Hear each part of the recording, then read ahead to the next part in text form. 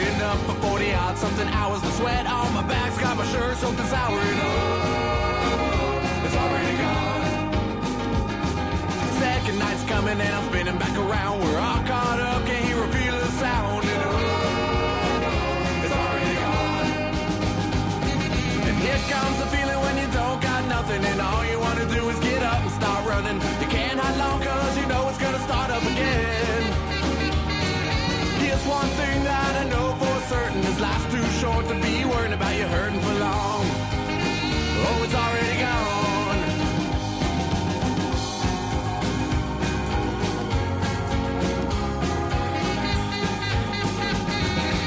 But money's not something that's free. Since the roll of the dice never rolls back to me. And oh, it's already gone.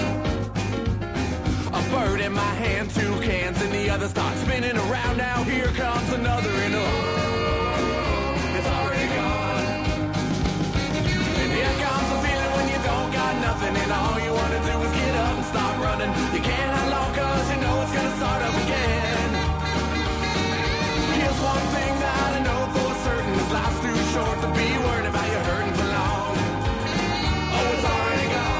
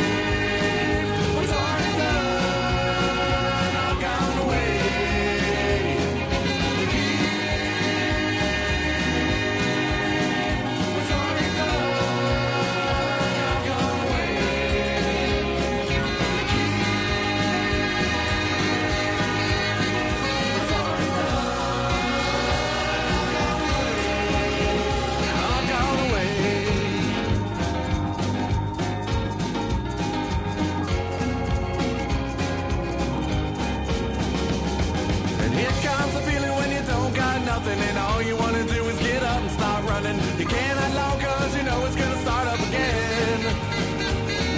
Here's one thing that I know for certain, this life's too short to be worried about you hurting for long. Whoa, it's already gone.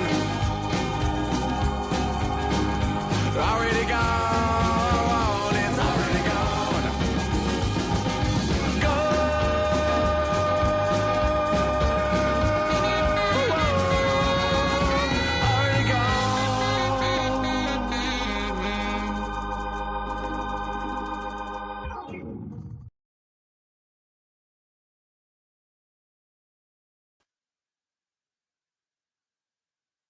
What's up, Jags fans? Man, I missed you guys.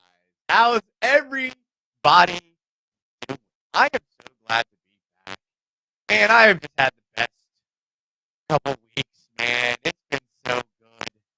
But here we are, talking Jags. This is a live show. This is your first time here. Welcome, welcome. I've had a lot of random new Twitter followers. I don't know where that came from, but I appreciate it. So if this is your first time here, whether you're watching on Twitter or YouTube, this is a live show. So get in the comments and tell me what you're expecting for the Jags this season. I think today, kind of what I wanted to talk about is because I haven't talked to you guys in a couple weeks. So I think I kind of want to talk about Travis Hunter, obviously. I want to talk about some comments Travon Walker made about the defense. I want to glance at the Jags schedule and then a little bit about Trevor.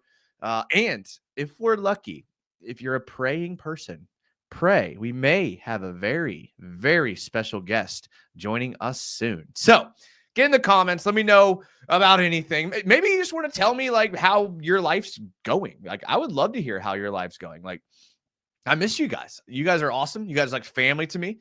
Hopefully it looks like I got a little sun. I've been floating in the pool the last couple of days, but feeling pretty good. So follow everything in the socials. There's some fun stuff in there. Even got a little like side YouTube channel where I do some like music stuff, and that's in there. It's fun little hobby. So check all that out. Follow everything. But like I said, oh, my audio is messed up. Let me see if let me see what I can do here. Let me see what I can do here.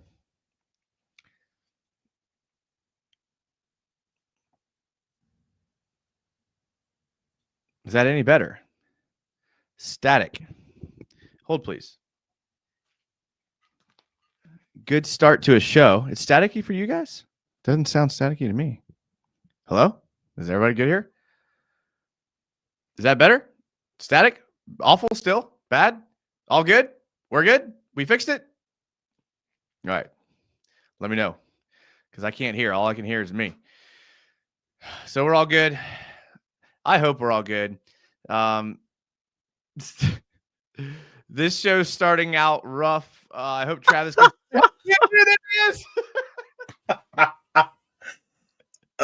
Sea Breacher.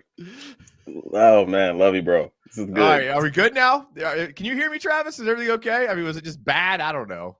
I mean, I heard you just fine when I got on, so obviously me coming on fixed the IT issues. I got nothing. I don't know how it happened. I like it. Well, I want to get some comments here, but before that, this is amateur hour. This is officially amateur hour around here. You can tell I've had a couple of weeks off.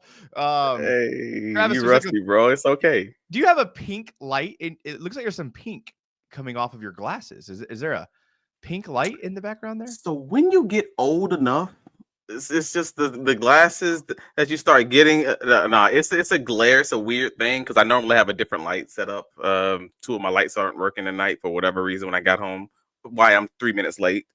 Yeah, so you're not the only one having IT issues tonight. But yeah, so the way it's set up right now is just I got this one light coming from the top. It just everything looks a little off. This was my first thought. Was like, damn, is Travis like doing a new fashion thing that like that I don't know about? Like the kids are doing now. Like, wow, Machine Gun Kelly. I mean, this is just what it looks like. I don't know what it looks like. I got nothing. I don't know. Nah, you look good. All right, let's hit a couple of these comments real quick, and then Travis, I got some questions for you about the other Travis. That's the second most popular Travis in Jacksonville. I got some questions about him. Keeter says, yeah, baby. Sea Breacher says, yo. Channel member, what up, Sea Breacher? Kyle says, yo. Nick F says, this is so due. Oh, yes, it is. Duval from Pittsburgh. I love it. Love it. Sorry to hear you're there, but hopefully it's work or family or something. Oh, he's back. That's right. Keeter says, check it out, y'all. Football offensive guru Bobby Peters just published his insightful manual of the 2024 Hip Bay offense on Amazon. I don't know who Bobby Peters is. Okay, we got that. We fixed that. We fixed it. Okay, we fixed it. Okay. At least they tell me, right? At least, at least they tell me. Don't get too close to the mic. All right. Sorry. Guys, I haven't done a YouTube show in a month. All right. I'm scrolling down. I'm sick of all these. Much better. Mark Moon says, hell yeah, Travis. All right, Travis, how's it going, man? What's everything good in life? You good? Everything's you chilling? Everything's generally good, man. I talked to you earlier today when we kind of caught up on my hectic day. Let's just say I had a day that I had a day for the ages. It was some legal stuff that didn't go my way, but overall it's good. It was a good day. Legal stuff. Work legal stuff. Yeah, not my legal stuff. Let's be clear. Yes. Work legal stuff that didn't go my way. I was just like, dude, really?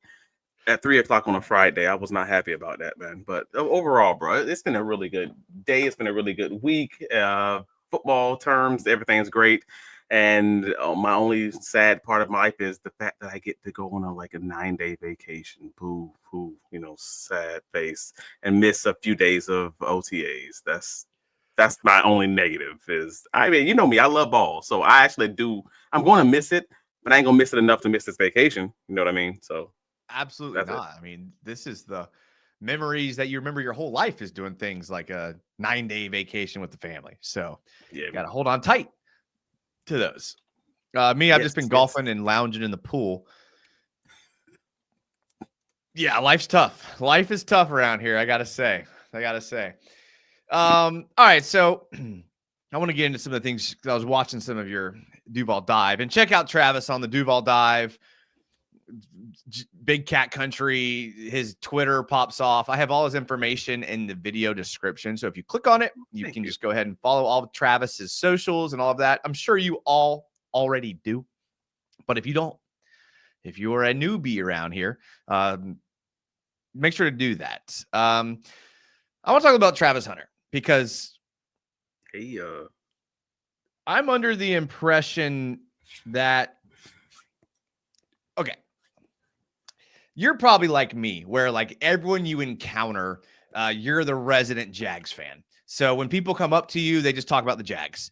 And everybody, I'm sure like you or like me, has talked to you about like, there's no way Travis Hunter plays both sides. There's no way he plays all the snaps. There's no way that he does that. And I've been saying from the beginning, Liam Cohen has been, and James Gladstone have been pretty vocal and like upfront about the fact that they want to play him both sides of the football a significant amount. I know you've said it on your shows in the past, but for this show, what do you see or foresee Travis Hunter playing? More offense, less defense, a little bit of split? What do you see him playing next season? So I had my original opinion. That opinion changed the first press conference that James Gladstone and Liam Cohen had, after they made their comments that they wanted it to look, paraphrasing, similar or to like it looked in Colorado. My opinion has kind of shifted just slightly until I start seeing them play him more defensively. Like I know he's practiced a few days on defense. I believe they said the first time he practiced with the defense was last Wednesday, but overall, seeing the amount that he's practiced on defense so far, the amount he's practiced on offense, I believe he's going to play more on offense. I think that's pretty easy to kind of figure out just based on how they've been using him, based on what you heard before. Well, based on what I heard before the draft, how they viewed him, as a receiver who can do both things. Then, I'm going to then view him as a receiver, maybe 80% of the snaps that he's going to play on a defensive side of the ball. Possibly giving you a handful of snaps on the defensive side of the ball, maybe only a 2-minute drill situations, maybe certain downs, packages, things of that nature. So you may be talking something closer to maybe best case scenario, 50% of the snaps on defense. That's where that's my current logic until I can see him playing more on the defensive side of the ball. But my personal philosophy is, if there's an opportunity for him to play both ways, like for real both ways, like 70% of snaps on defense or something like that, then you're looking at doing that earlier than later. You're not waiting till he gets into the second contract and third contract and doing those kind of things. You're doing those things while you have him as cheap labor and kind of figuring out what his legs can take with the medical science and all those guys. So that's my personal philosophy. We'll see if that's kind of how it lands with James Gladstone and Liam Cohen after they get through the preseason, truly get those pads on, get on the grass. I agree with your personal philosophy. I think they bring him out of the gates 90% on offense, 70% on defense. I think, like I said, they have come out and said they want him to play both ways a lot. They come out and said they want to look like Colorado. They're going to do that. Now, if he gets hurt, he gets injured, he can't keep up, his legs aren't there on offense, maybe you see him scale it back. But I think out of the gate, you see this dude on the field a ton. They did a breakdown, Black and Teal did a breakdown of like the contract and like how his contract's going to be different because the NFL contracts are incentivized for your like production and snaps played. And if this guy plays offense and defense, he could make like $400,000, $500,000 in incentives by playing both ways. And like that, there's a big jump. And like the next guy who was even like in that realm was some like fullback for like the Chargers who played fullback and D-line. And it was like, he has potential to make some serious cash. But I say they come out of the gates like absolutely swinging. Why wouldn't you? Like you said, he's young. He's on his rookie deal. I say you do it, and I'm looking forward to it. So then I will check out that black and teal breakdown of his contract, because that's interesting for me, because I haven't looked that deeply into anything more than the offset language and the different contract language pieces of the slots of the contract. So if you're saying that this has a few different items that can be negotiated within the snaps or expected snaps and things like that, I'm like, oh, okay, that's a slightly different thing. Oh, they did a deep dive because the way the language reads, like word for word, is like incentivized by production on offense or defense. So I think one of the things they're looking at in Travis Hunter's contract is changing that or word to offense and defense, because that's a big difference. That's a big deal. So it was Scott Matlock for the Chargers who played defensive line and fullback, and he got $645,000 base pay. And then $1.2 million in compensation. So he played 361 offensive snaps, 137 defensive snaps, and 231 special team snaps. So he made himself a good chunk of change by playing on both sides of the ball. So another shout out to Travis Hunter. Dude tied the knot. He became an honest man. He got married, shout out, because it's one thing to commit to football. It's one thing to commit to both sides of the ball, but committing to a woman for the rest of your life, now that's a commitment. That's a big commitment. Committing to a woman for the rest of your life while heading into the NFL landscape. That's one heck of a commitment. So like that does deserve a tip of the cap in your, like, as you're saying, like, no.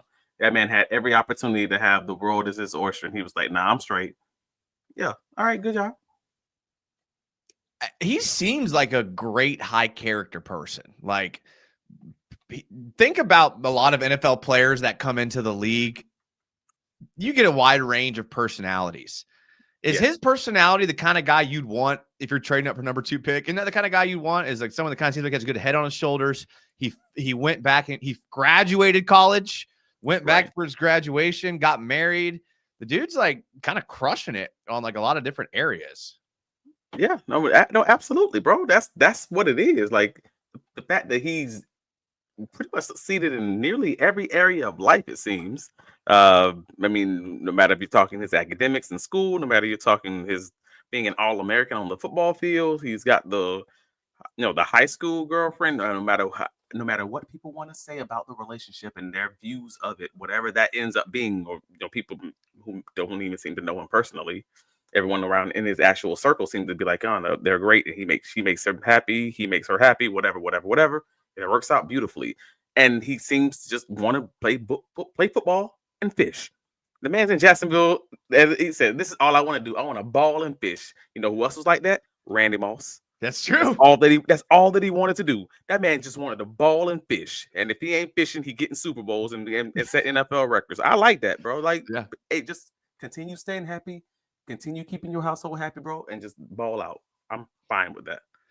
I love it. I'm super excited. Robert Atzert says Hunter has different DNA. I think that is true.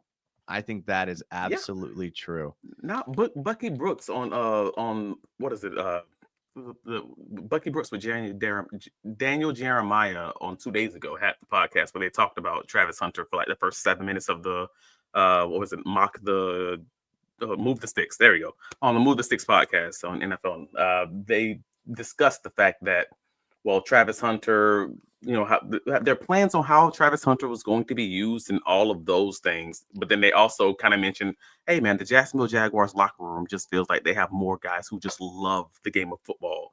Not guys who want to like do the work, but guys who have to do the work, if that makes a difference. Like, and I'm like, oh, that's a very interesting distinction. Like, a lot of guys who love the game of football who just feel like if they're coming out to the field after practice is over, they're getting the extra work just because they gotta do it. Like, I know Evan Ingram was one of those guys who did it, but you didn't see a lot of those guys doing that all the time religiously. It was like Evan Ingram and maybe Britton Strange would come out there and do it with them, but it wasn't the religious way of doing it. Now you have a lot of guys. You have a Jack Kaiser, who's just kind of one of those leadership kind of guys who you're bringing into the locker room. You have that Jordan Lewis. You have Eric Murray. You have Travis Hunter, guys who everybody knows. When you talk to anybody around the league, they're all telling you like these guys love the ball. They're trying to work and work and work to get better and better and better at all the times, even when they're not on the field. These are guys coaches don't have to chase to figure out if they're in the playbook. They don't have to figure that out. They're pushing the position groups to give them a higher standard,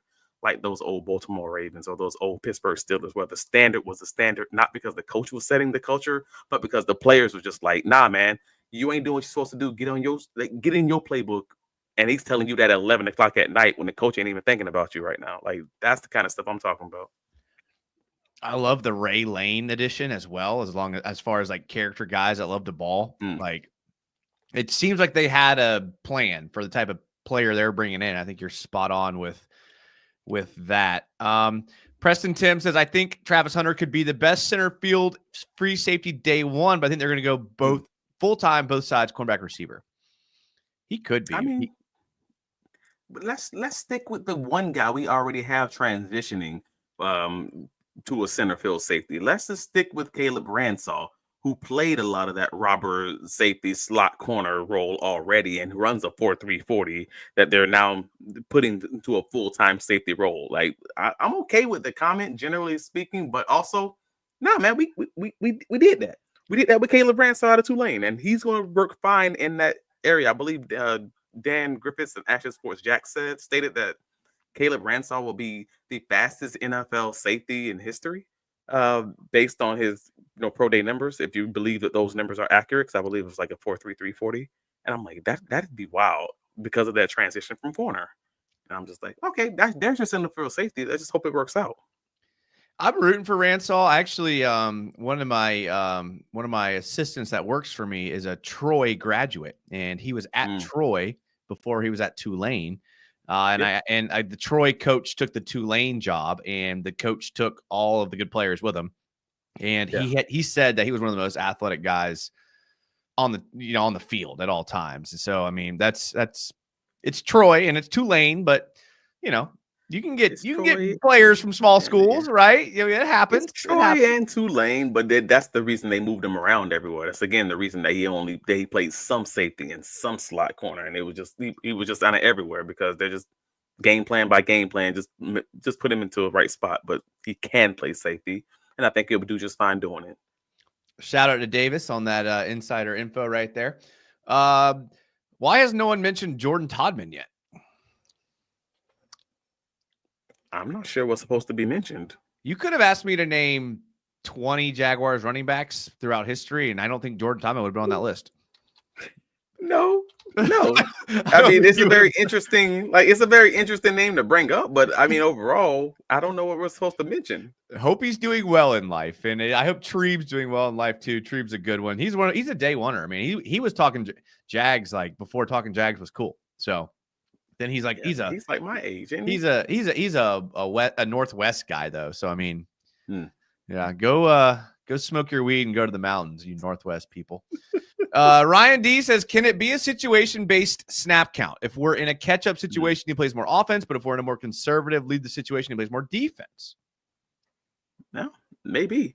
I don't have a strong opinion on that piece as far as that's concerned. Like Bucky Brooks, he stated on that same podcast, it's going to be a little bit easier for him not to be as exhausted on defense. That let's be clear.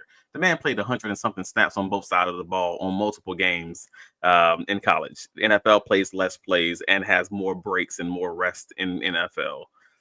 It would probably be easier for him at this current moment in time as he's staying in shape to kind of do both things if we're talking about just playing in packages. But overall, I'm not as concerned about can he do it physically. It's just more about the workload, the playbook, and all those things. Like if they're fine with it, I'm fine with it. But I just think he's going to play more on offense, point blank, period. And Bucky Brooks was saying, hey, put him in that zone defense. They're likely going to play more zone defense. He's not going to be as tired because he's not chasing the guy all around the field defensively. And then on offense, you just kind of do your regular thing. If you don't play him 80-90% of the snaps, if you play him more like 70-80% of the snaps, then he'll be fine and just as fresh as a guy that you play 100% of the snaps, on offense or 100% of the snaps on defense. He'd be fine. That's kind of where I'm leaning on it. If they play it, again, 60-70% of the snaps overall, just throughout the game. I think that's reasonable.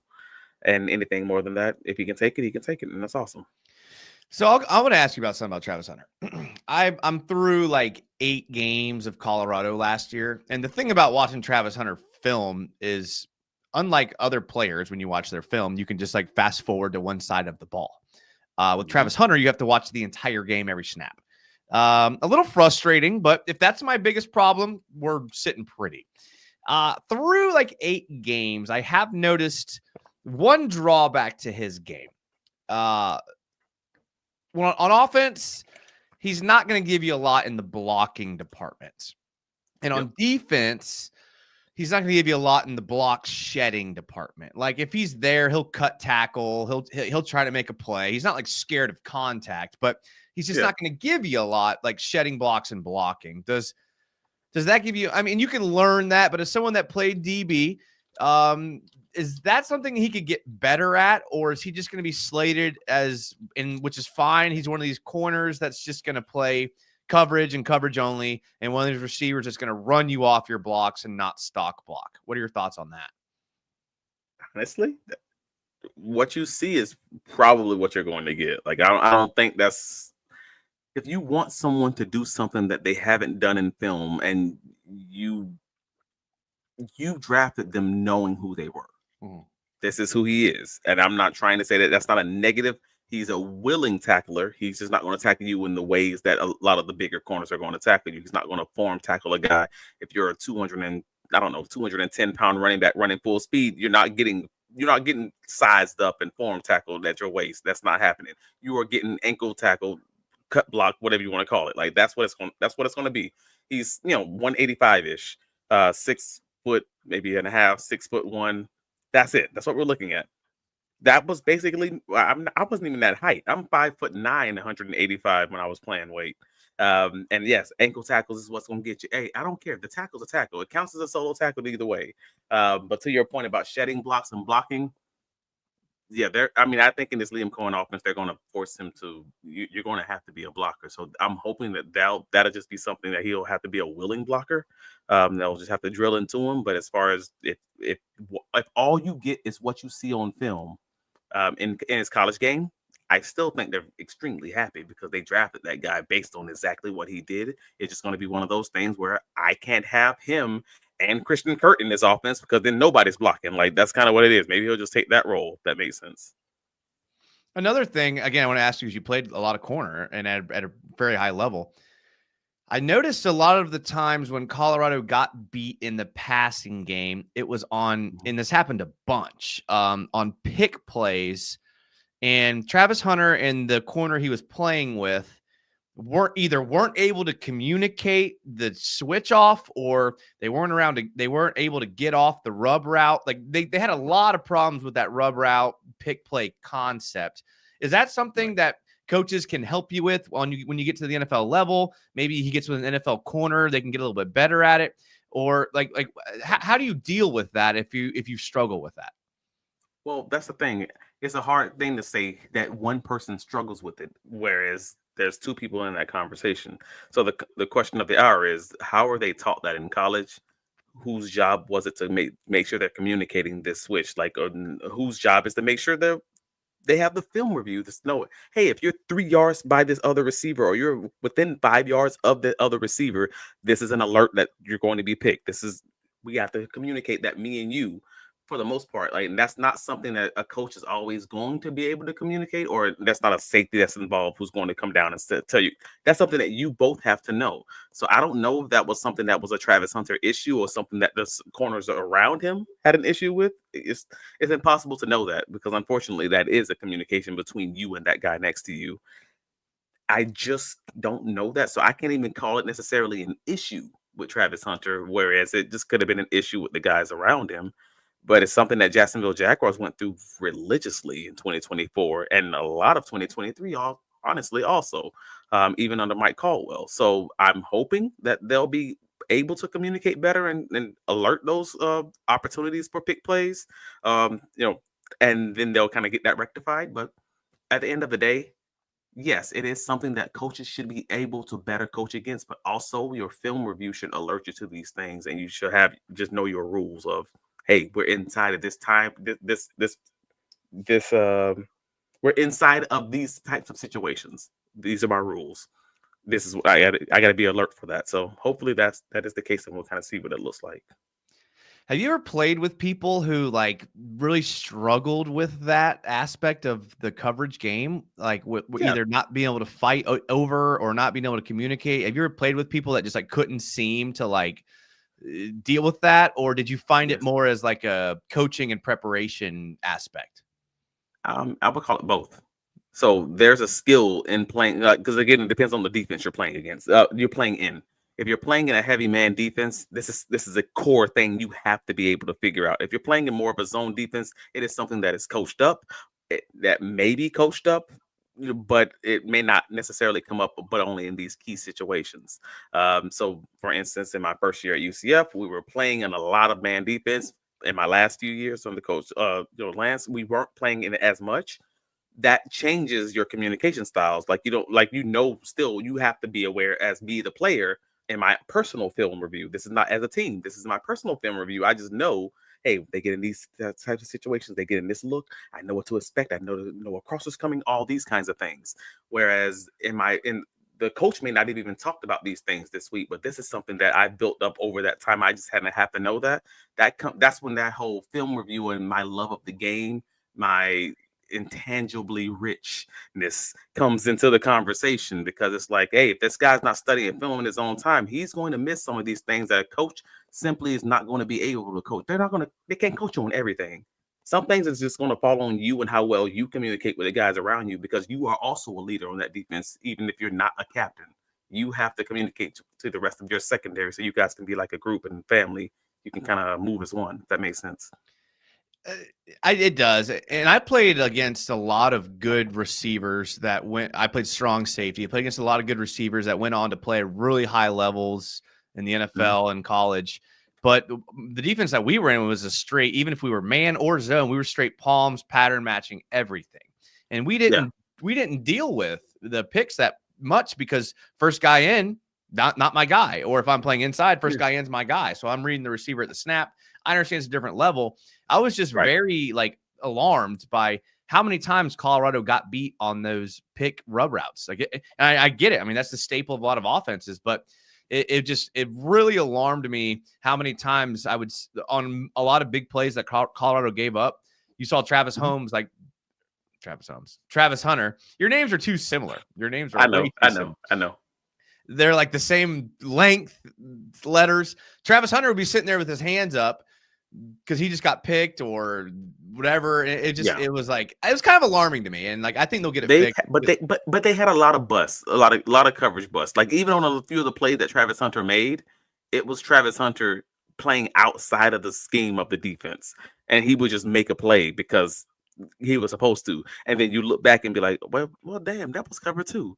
Travis Hunter wasn't even supposed to be over there. Right. Where is the safety? Like that happened. I can find at least 4 to 5 plays just off the top of my head from my original film review that I'll be like, there's no way that was the right defense. And he made a play, but then that also means that the safety was out of place and all these kinds of things. So when you originally made the comments about the pick plays and the conversation and everything else, that's why my immediate response was, and I don't know if that was necessarily him, because I know on certain plays, hey man, this was a bust by the other guy. This was a bust by the safety, and Hunter just kind of went above the X's and O's and made the play. Where I kind of give a lean to Travis Hunter and be like, man, I think he might have been right, and I think these other guys might have been wrong in some occasions. Yeah, I'm with you. All right, let's see here. I'm backed up on comments. So if you had a good comment and I don't get to it, just type it again. Travis and me want to see it. Let's see here. We have, I feel Hunter will build him up to play. I feel Hunter will build him up to play both sides. Will build going up to ask to play both sides, basically, I guess. Maybe. I don't know. That'd be too fun for Jags football. 90 offense, 10 defense. Okay. Do you worry about longevity going both ways? Absolutely. But that's what happens to a lot of guys in the NFL. Eventually, you lose some of that speed. Eventually, you may get nicked up. Eventually, you have to move to safety. Eventually. But in this rookie contract, hey, man, Figure out what you can do. Figure out where those lines are. It's no different than Charles Woodson. When he came in and they thought he was going to be a both ways guy, he ended up being almost exclusively cornerback with a few packages, or Dion even for that matter. So like, figure out where that line is so we can figure out when not to cross it. I'm not gonna like stay on this or even give any negative pushback, but let's say you and me raced in a 40-yard dash. Who do you think would win? Are you talking about now? Right now. Like if you came I have over, I have a ruptured Achilles right now, so you'd probably win. That's what I was thinking. In general, that's what I was thinking too. That's what I was. I had the same answer in my head actually, just minus the ruptured Achilles. But that's okay. No. If you said minus the ruptured Achilles, I would no. Okay. Just say it. Okay. He's more natural corner with less complexity on defense. So I think his practice will go more to wide receiver. Once someone gets injured in the passing game on offense or defense, it could be a new iteration each time. I mean, I can see that too. We still got questions at cornerback, so that makes sense. I agree. I feel the fact that he went both ways in Colorado is being overlooked. Boulder sits at, this is a good point that I've only heard a few people bring up. Boulder sits at a higher elevation than Denver. We know how challenging elevation can be for your stamina. That's a heck of a point, honestly. I mean, I don't have anything else to really add to it, but like, so I went to, right? I don't know what year it was, 2019. I don't know, when Jags went to Denver. I went to that game when Gardner Minshew scrambled around and hit Raquel Armstead in the back of the end zone to win the game. My seats were at the top of the stadium, and my Uber driver was like, hey, like, just a heads up, y'all aren't from here. I maybe wouldn't start drinking till the second quarter because the elevation is like different. And I was like, okay, Uber driver. Okay. So I'm walking up the stairs with my beer. I get to my seat and I'm like, whoa. This guy was not joking. Like, I was a little dizzy. I had to like sit down. I was like, hey, this elevation kind of hits different. I think this is a solid point. I mean, Olympic athletes go to Colorado to train in altitude for like VO2 max, oxygen deprivation type things. Yeah. I think there's something to this, actually.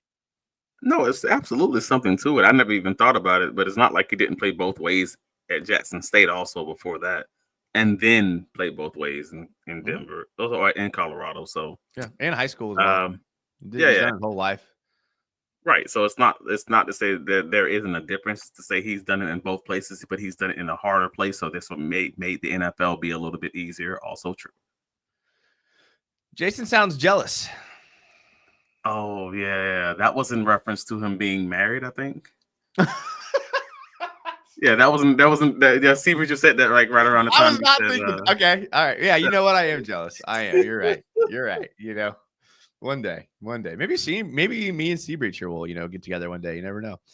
Oh, man. Jason. Oh, God, y'all are killing me right now. Back to back. Did I sound sad there? Did I sound? I don't recall. I just remember it popped up right around the time you said it. I thought I was giving him like props. Like I didn't think I sounded like sad. They know your history, man. Maybe that's just it. They're just poking fun. Let's move on from that one. Let's move on. Travis is smart also. Yeah, I know you're talking about Travis Holmes. Holmes. Sure. They don't know about my intelligence. It's okay though. I don't mind. I don't know what that means. Don't even know. I'm also smart. I went to Stanton. I'm saying I don't know what these 3.7 GPA. I mean, that's fine. No, I know you're smart. I'm saying I don't know what this comment means. Jason's a certified torta pounder. Seabreacher's got the young lingo. I don't know what he's talking about. What in the heck is it? I don't know what Seabreacher, go skibbity somewhere, Seabreacher. Whatever you do with your young people. I don't know what you do. What in the hell is a torta? I don't mind a little dancing, but I'm a bit of a grandpa, and I do mind a lot of dancing. Man, listen, in a sport that's dominated by 22 to 28-year-olds, dance all you want. I don't care how much you dance. Just make plays. Oh, man. So a torta pounder is someone who likes to sleep with Latinas on the bigger side. I just learned that just now. I mean... Interesting. I mean, Hey, Breacher. I don't know, man. I don't know. I mean, I don't know. Intangibly rich. I mean, listen, I don't have any comment for that. I don't. I wish. I don't. I have nothing to say. I have nothing to say. I'm sorry. Intangibly rich. Game on. Oh, I'm really backed up. I'm just gonna scroll. I want to get Cash Shoots. I haven't got a Cash Shoots comment yet. I made it. Hey, how did you like the new Hunt episode? I got chills watching Gladstone work. I have not watched it yet. I'm gonna watch it tonight. Have you watched it, Travis? Yeah, I watched it yesterday, man. It was dope. It was good, especially the part where No the coaches spoilers? start talking.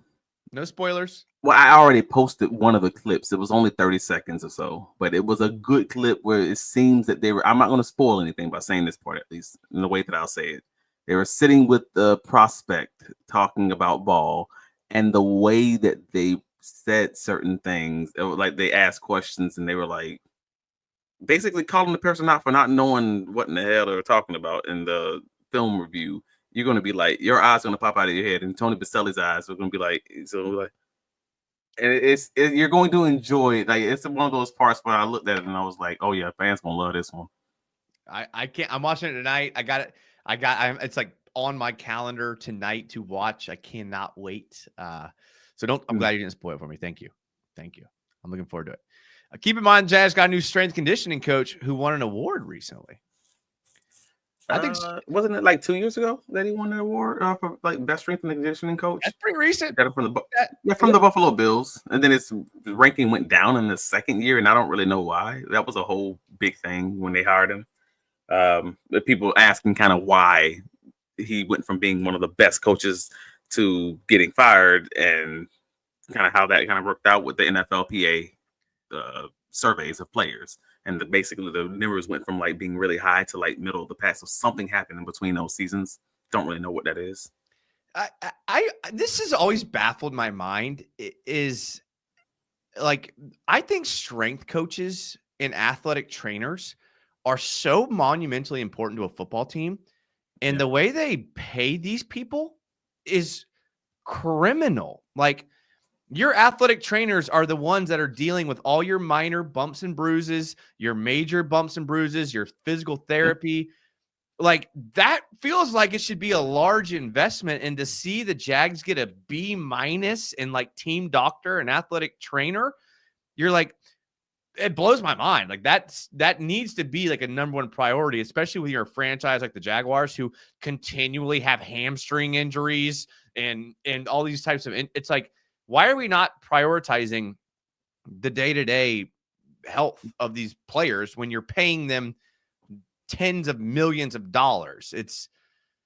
I always thought it was weird because, again, I never even knew what an athletic trainer made in the NFL until lately. Like, I just realized that this year.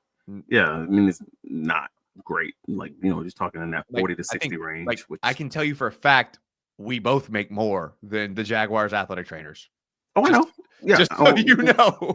Yeah, no, I got you. Like, again, if you just Google it, like, you're looking in that, I'm sure, 40 to 60 range, and that's what you're looking at best case scenario, and that's kind of rough. But also, I never understood the whole when they say athletic trainers are doing good and bad. Like, I've had what I consider pretty equal athletic trainers as far as like skill when they changed them over from UCF to Northern Michigan and everything in between.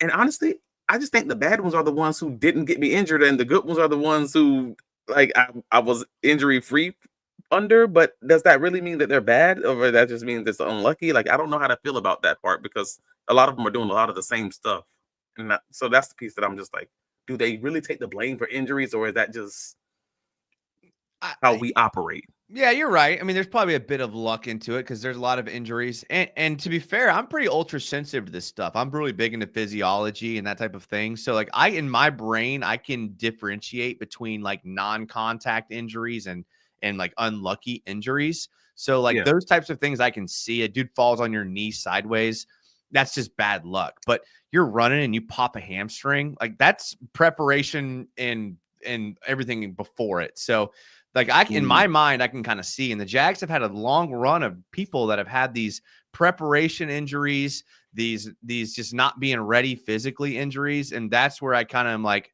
why are we paying athletic trainers $50,000 when you're paying Trevor Lawrence $100 million like a year. Like I know it's not that, but like that just doesn't make sense to me. It would be like buying like a Lamborghini and then going to like a budget mechanic to get your parts fixed. It doesn't make sense to me. But that's fair. All right, scrolling down again. I missed some comments. I'm sorry, guys. Like it's not. The Jordan DeLugo cameo was fire. It really was, man. It was so much fun. Like we got to have him on again. The Duval dive on YouTube. But we've been on a run lately, man. We had Locked On Jaguars, Tony Wiggins, Jamal St. Cyr, News for Jax. We had Jordan DeLugo on for not one but two pods talking about the offense and the defense. Action Sports Jax, Dan Griffiths was on. I mean, this is all within the last like month and a half. Got a few NFL guys lined up that's going to be coming on over the next few months. And that dead zone period may even have Jason on if he's, out of his sabbatical, if he's finally off of his vacation, off of his boat and his golf course. If I just vlogged my everyday life, nobody would watch this channel. They'd be like, this guy's got the most boring life where he just does nothing all day. So I'm glad. I just add me in whenever you can. Are the rumors true? You had to pay Jordan Lugo $10,000 to show up for 2 episodes. Are those rumors true? I will not speak to another man's pockets, man. Y'all have to interview him. Okay. Just making sure. Not a spoiler, but I'm pretty sure we use the same cinematographer and sound design engineer as Christopher Nolan. Honestly, if you told me Hans Zimmer did the score, I wouldn't bat an eye. Nice. That was good. You got me there, Ryan. You got me. Nice. Jason and Travis, do you feel this year is a make or break year for? This is a good question. I've seen this a lot, actually. This is a very good question. I'll let you answer first. No. You got to answer this one first because I know your opinions of Trevor. Okay, and because I have my answer all ready to go. So, I don't. I've said to everyone that asks me, I'm expecting this season to be a huge growth, not amazing season. So I'm looking because you got a first-year coach, first-year GM. You got 2 young guys as your weapons at wide receiver, a brand new O-line working together. 2 of the 5 positions haven't played together. Ezra Cleveland is who knows what, always injured.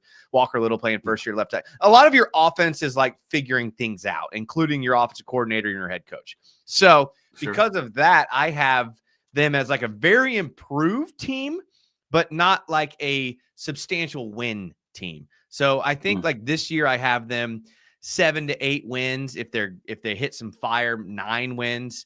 But then year 2 with this group is going to be a huge jump.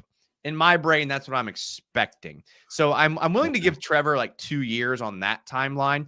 On the same token, I am reaching the point after the last 2 years where I went from defending Trevor with all of my heart to he's got to start doing something for me to keep defending him. So if he has a not great year, I don't know where I will be at the end of the year. So I know those are 2 different answers, but that's just where my head's at, where my heart's at. Well, what do you think?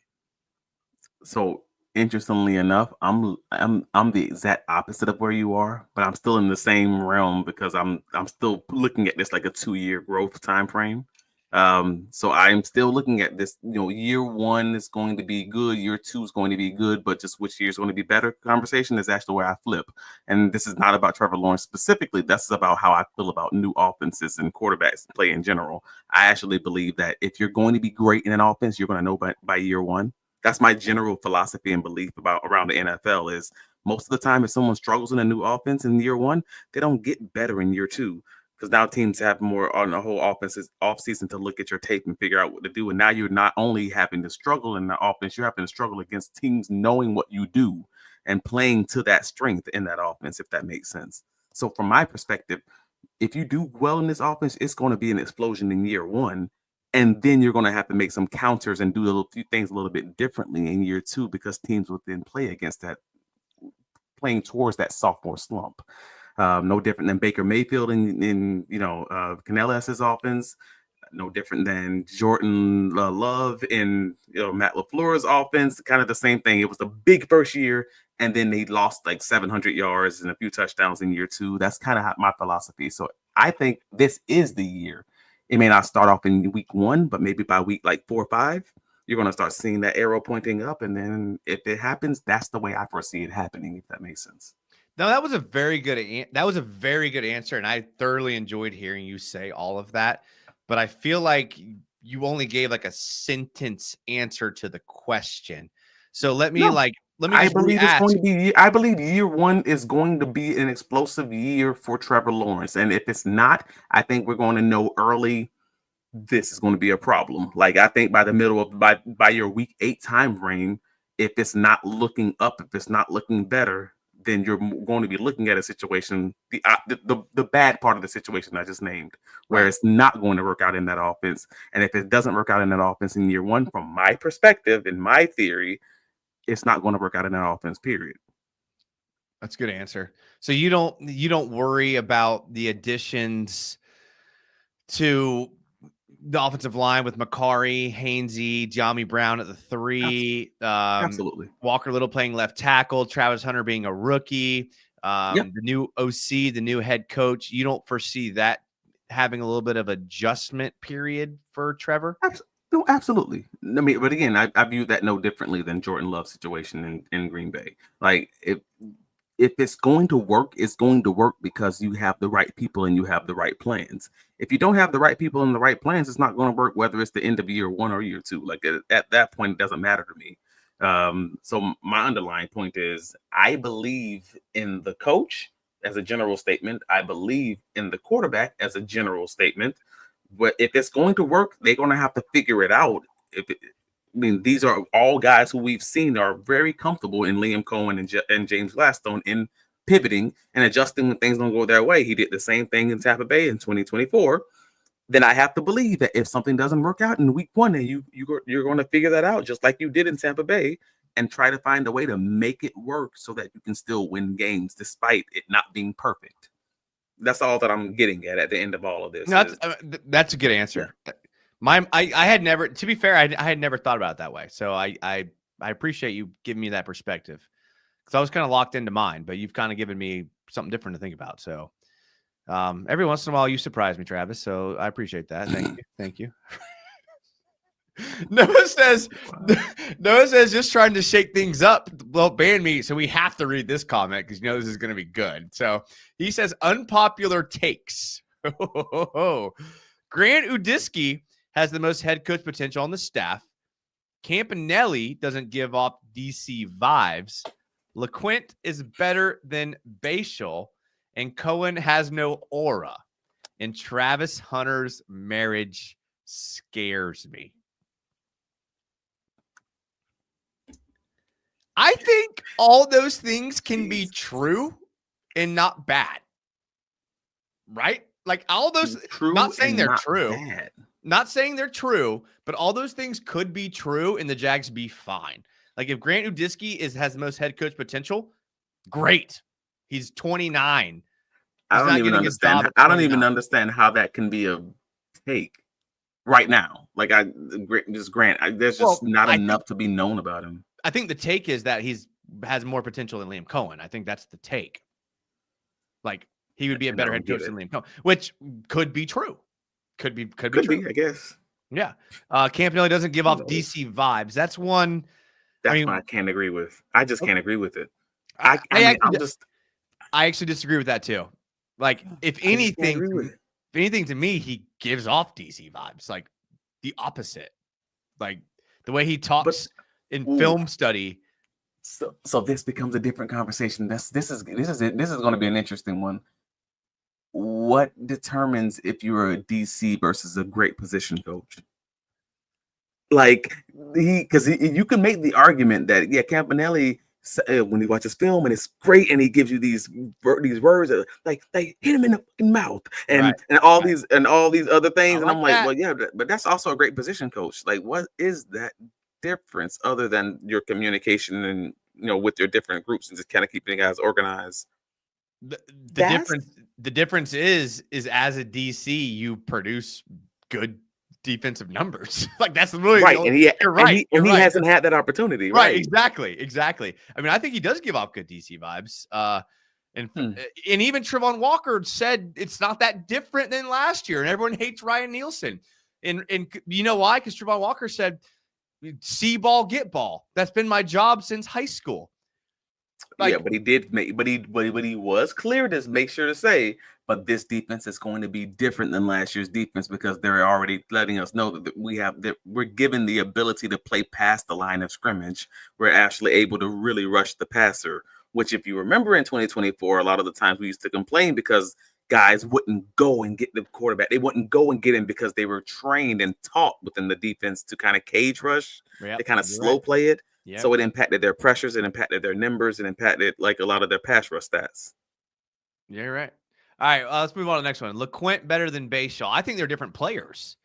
Like they're completely different running backs. Like, yeah, LeQuint's a third down back. He's going to block. He's really good pass blocker, really good receiving back.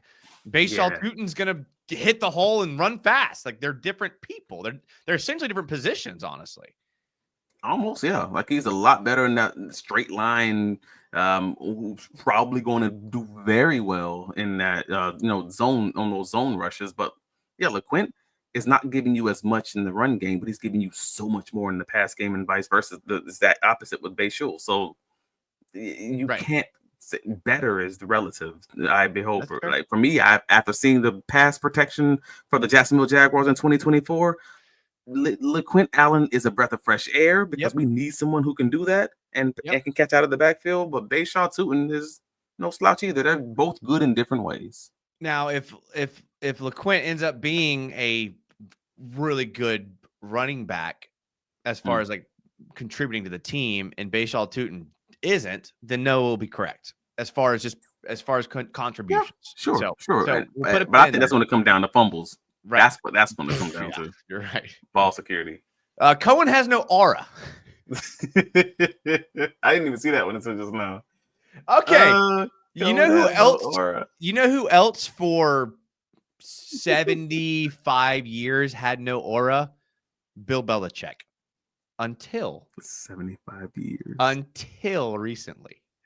And now Bill Belichick might have the greatest aura of all time.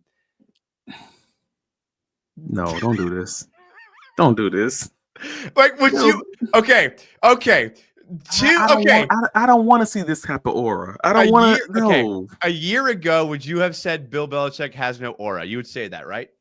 Right? You would say that. In some ways, yes. Within the last year, I don't think he has aura now.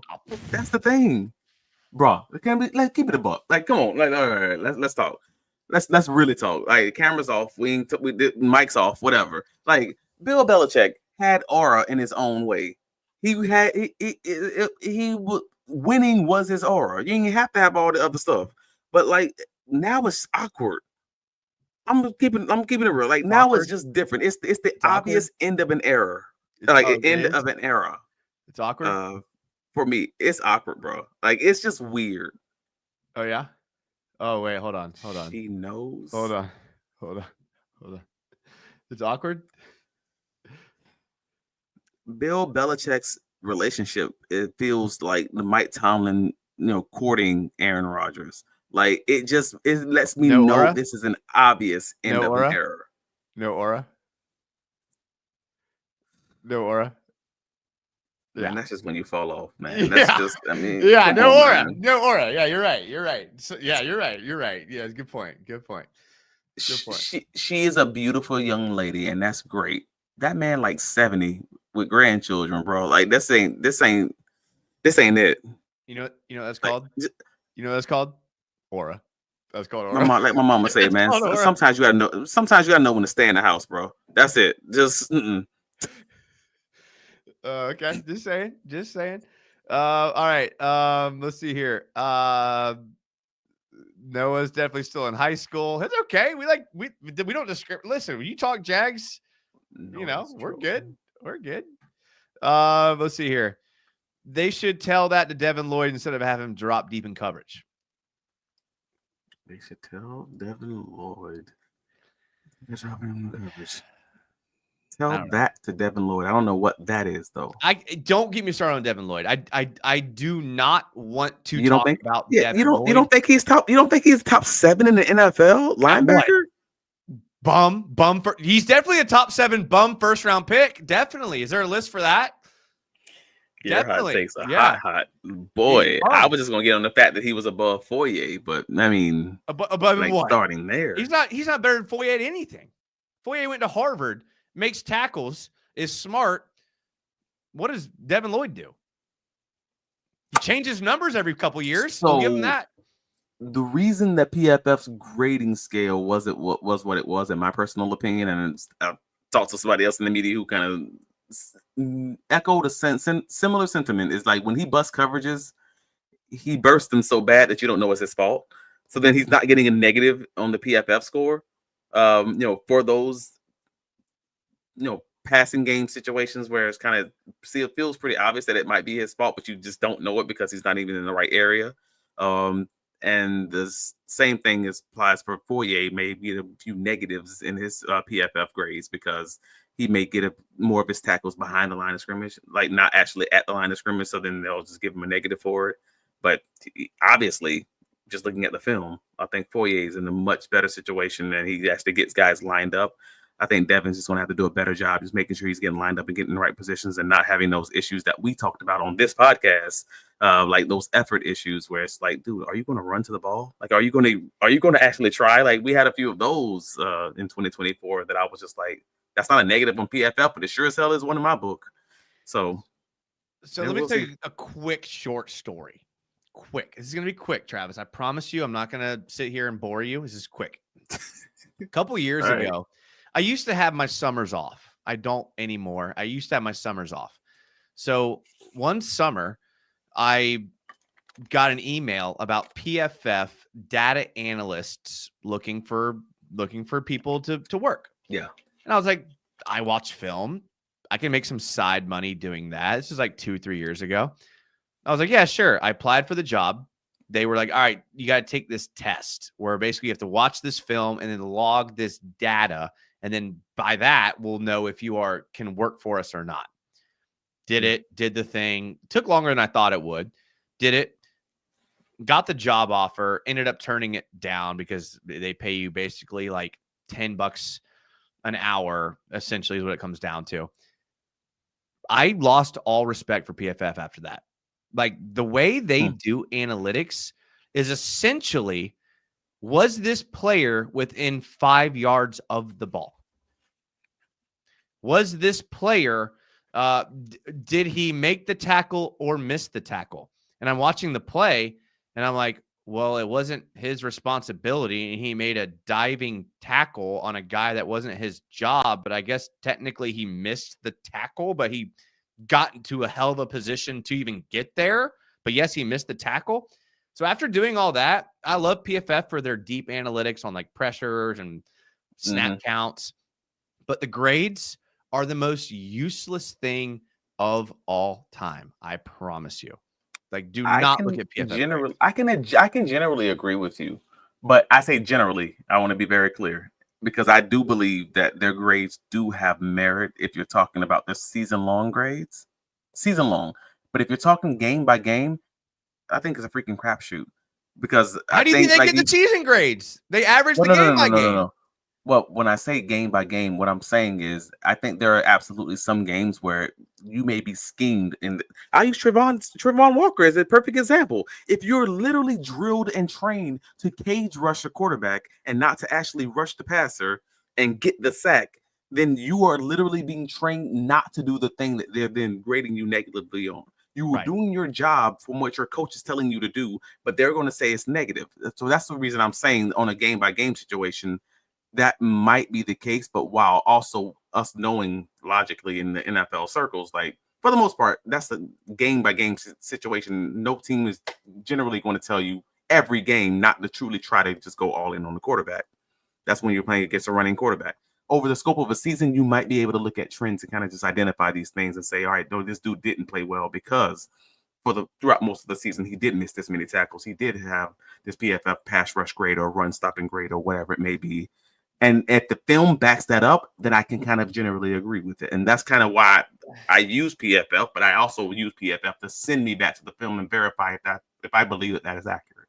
Bro, Make I'm talking Trevon Walker getting double teamed, puts his arm out, getting double teamed. The running back runs through his arm. I was like, I am not marking that as a missed tackle.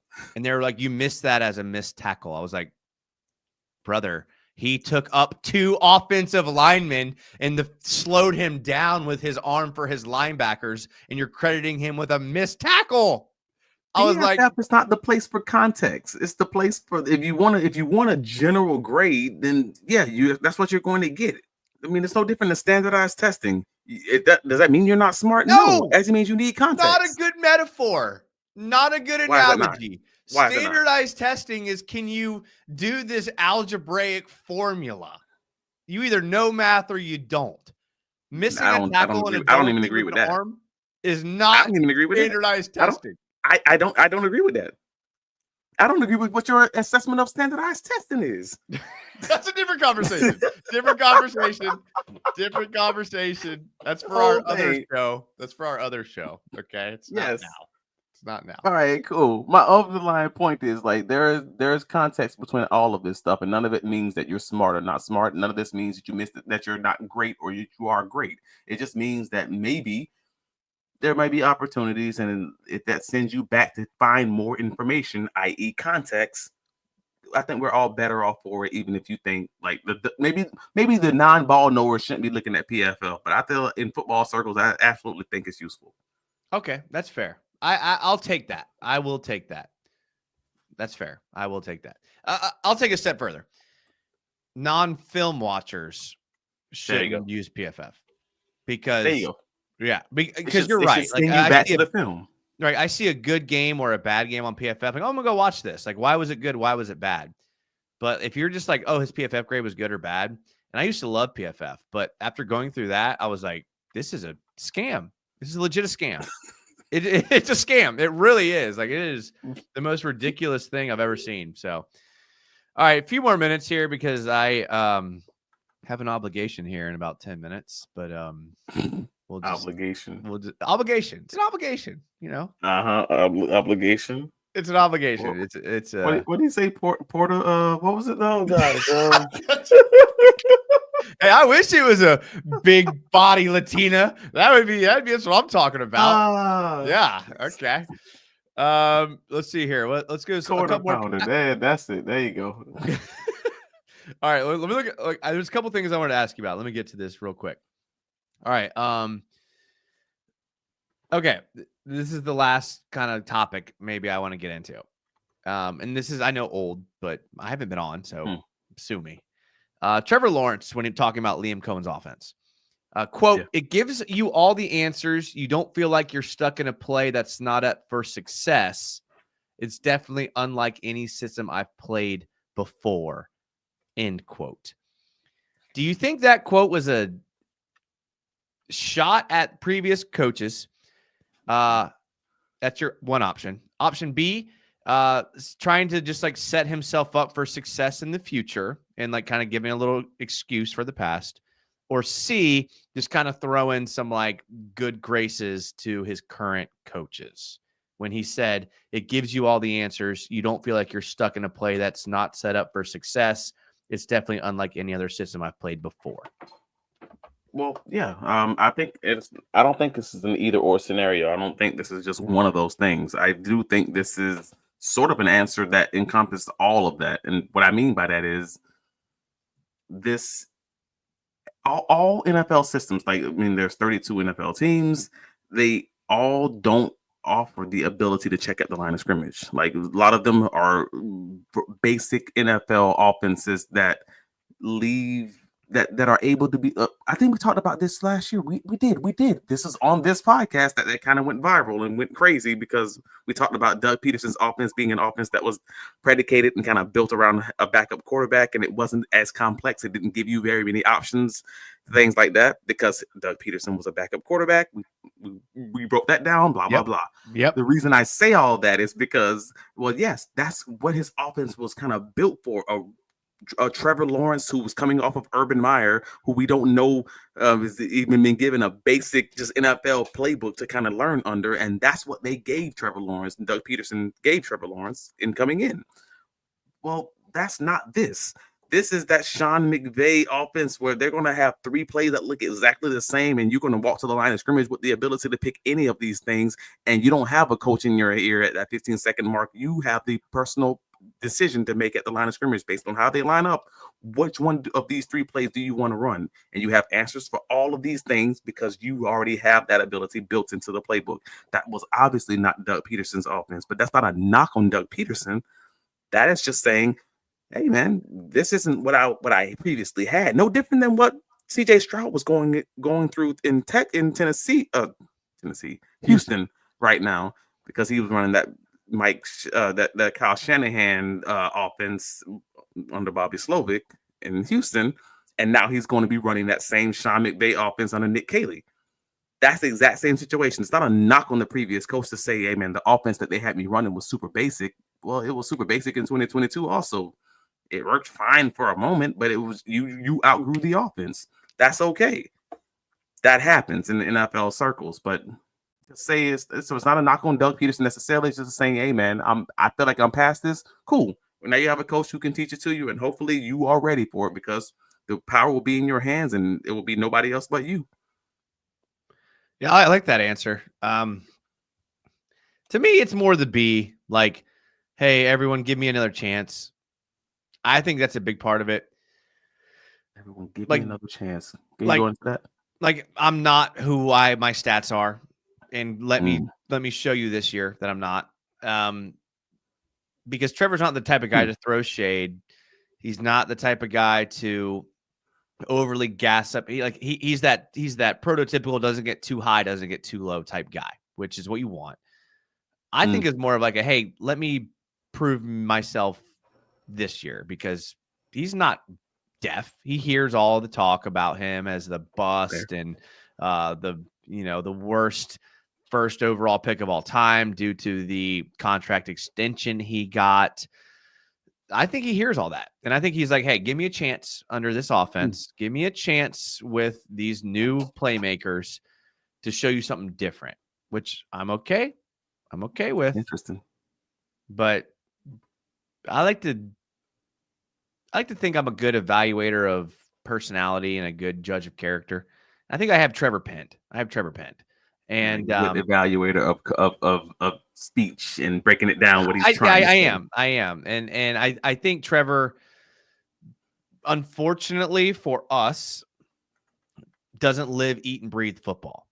Fortunately for him, because you don't end up like Tom Brady or any Peyton Manning, because as successful as they've been and they have a bunch of money, like their lives don't seem too like amazing. Trevor's not that guy. Trevor's not going to trade his family for football. Trevor's not going to trade, like, you know what I mean? So I think this is a chance for him to be like, listen, give me another shot. Like, let me, like, I have a rare arm. I have a rare body type and prototype. Like, give me a chance here. And I think that's what that quote was saying more than anything. You just said a lot, and you just glossed over a piece that I feel like is worth having a conversation about, sir.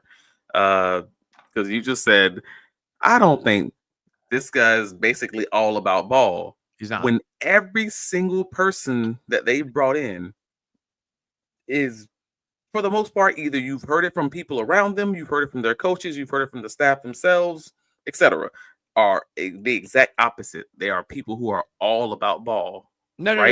Don't confuse commitment to his job with his priorities, because in one of his very first interviews with the Jaguars, he said, paraphrasing, but football is not the most important thing to me. My faith and family is.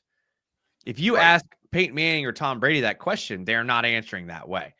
I believe Trevor Lawrence is dedicated to his job and is all about ball, but it is not the most important thing to him. He's not living, eating, breathing football, which as a person, as for Trevor, I love for him. As a Jags fan, would kind of prefer a Tom Brady or Peyton Manning type mentality. Is all I'm saying. You're not hitting my point, but you're still leaning into it. And I think I'm hearing what you're saying, but I'm also like, to your original point, I would like not for Trevor's benefit, but for the benefit of the Duval, all of Jacksonville. I would like that guy who's all about ball, like Kobe, like Right. like I'm all You're about this thing, no matter what. Yep. Like again, we just talked about Travis Hunter, the guy who's all I want to do is fish. Yep. In ball. Yep. Like this is what this is. So you're saying that he's not that person, which I'm not saying is true. I'm not saying that is what it is. I'm just saying that seems to be your read of the situation. Then that would land opposite of what everyone else that they're bringing in would land, and that might be the difference between Jay Cutler and I don't know John Elway. Like similar guys. Trevor Lawrence pulls an Andrew Luck and retires really early. Guarantee you. Guarantee it. And I've said that since year one. Not a bad thing. I've only said that. I've said that not last year, but I've said that originally when they were handcuffing him to Doug Peterson and handcuffing him to Trent Baalke, because I'm like, well, if you're going to handcuff them to these guys and not give them a freaking chance of having the actual support staff, then yeah, I would have retired too. I'll take that money and run. But with the coaching staff that we have right now, that don't feel like someone who's a competitor if you end up retiring early when you do have the support staff. That's a different conversation. So yeah. I would hope that wouldn't take place for Trevor Lawrence, because I would want to see him succeed. I would want to see him give up on it, if that makes sense. I agree with all that. I don't think he's the competitive spirit of Tom Brady, Peyton Manning, Kobe Bryant. He's a competitor. Mm-hmm. He's not that competitor. He's not. To me, he's more of an Andrew Luck competitor, where it's like, my brain is more important than winning Super Bowls. And I mean, one more bad concussion. The dude watched himself literally crippled after getting hit by Al Shahir Zahid or whatever. You see that happen to yourself one more time on film? Yeah, maybe football is not the most important thing to you. I don't know. Maybe I'm wrong there. Just guessing. I don't know him personally. Never talked to him. But could see that being the case. I mean, I can't speak to any of that, unfortunately. It's like interesting though, but from a personal stance, like from a person-to-person point of view, I fully understand that. Hey man, this is a job. As much as we love it as a sport, it is a job. And if there's a job, that means I ain't gonna be able to eat and walk and all these other things in 5-10 years. Then I get it, yeah. But it's not like it's not like he's hurting for money anymore. So that also is a factor, as much as people don't want to admit it. I have to go because I have some obligations that will be here soon. But I couldn't just leave without Travis at least telling us what's coming up. What's the next hot thing you have where people can find you? Because if there's anyone that I like watching in the whole Jags community, you could take local media, you could take national media, you could take whoever. I'm watching Travis. So Travis, what do you have coming up next? Well, Monday, Jaguars have a practice at 8:30 a.m. to like 11. Let's say 8:50 to like noon. OTA day 7. So we'll have the Big Cat Country write up for any of the media that takes place right after practice. And also, I'm sorry, actually, I believe it's before practice. Nevertheless, we'll have the media, the wrap up of everything that's said by the coaching staff and the players after the fact, and in the observations that we see from OTA day 7. Also, we'll have that, same thing on the Duval Dive podcast. If you want that in the verbal, we'll give you our 3-minute drill afterwards, everything that we're seeing, and then we'll give you the long form written bigcatcountry.com article talking about the same thing, giving you the things that we didn't have time in that 3 minutes to talk about, maybe a few clips and things like that. So be alert for both of them. Check me out on Travis D. Holmes on X, Blue Sky, all the different socials, TikTok. Like and subscribe us on the Duval Dive, YouTube, and rate and review us. Don't be a hater. And yeah, that's the gist of what we got going on overall. This is that busy time of year that's actually not busy.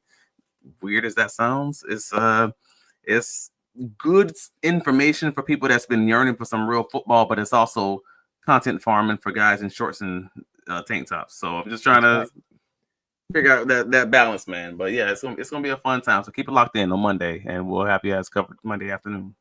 I mean, I say this all the time, and I never get tired of saying it. Travis is the best in the business. So make sure. I mean, his numbers have been up recently, as they should be, because he is amazing and he works with amazing people, gets amazing people on. So Travis, all I can do is just thank you for coming on and using your valuable time talking with me. So I appreciate it, man. Thank you so much. Make sure to follow all that. But yeah, thank you guys for being here. I appreciate it. I'll see you guys in like a month and a half on my next stream or whenever it is next. But hopefully it's sooner than that. But I appreciate you all. I love you all from the bottom of my heart. Thank you for commenting. All the channel members, I appreciate that. And we'll see you guys next time. Till always, go Jags.